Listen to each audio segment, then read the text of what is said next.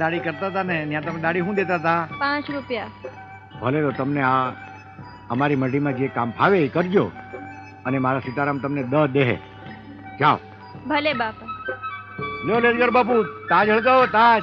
આ બટુકભાઈ લઈ આવ્યા છે. શું વાત છે, હળગાવો હળગાવો. બાપા સીતારામ. સીતારામ સીતારામ બેટા સીતારામ. શુભા, કેમ આવું થયું?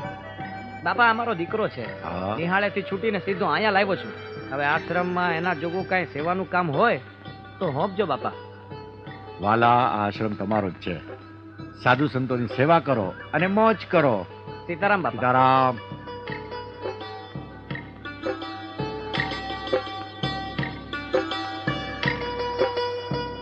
હા, બાપા, શું છે બોલ? આશ્રમમાં કામ કરનારની સંખ્યા દિવસે ને દિવસે વધતી જ જાય છે.